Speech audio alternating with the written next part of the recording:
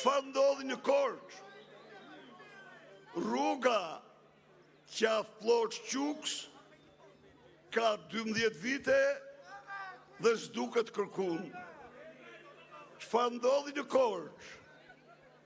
Shkollat u mbyllën njëra pas tjetrës.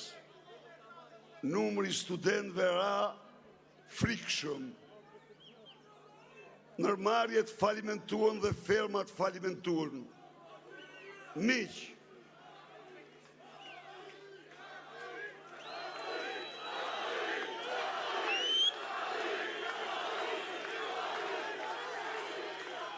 korçarë dhe korçarë të mençur, mos harroni kur një moment.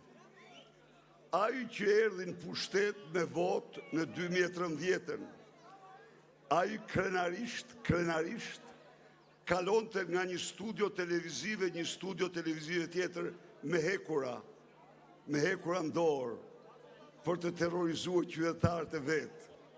Mendonte se në këtë mënyrë ai do të dominojë mbi ta, do t'i bulizojë ata.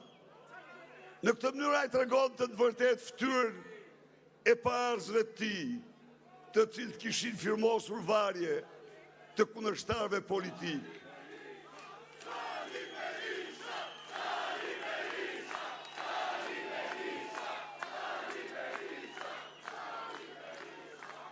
Erdhi në Korçë dhe erdhi si pazarëxhi.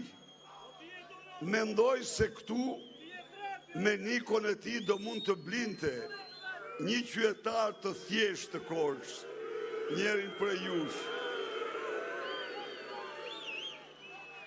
Do mund ta blinte, sepse miq,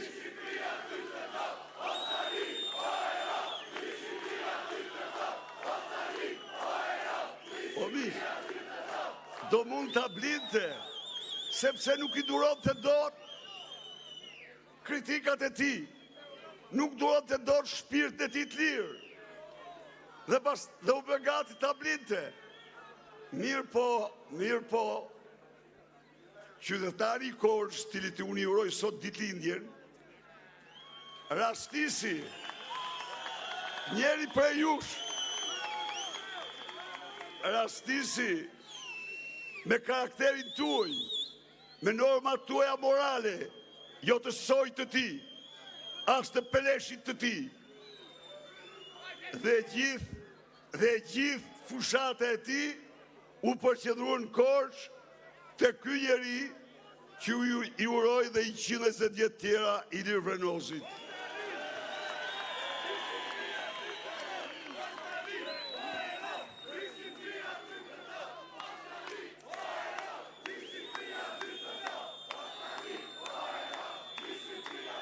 Unë sot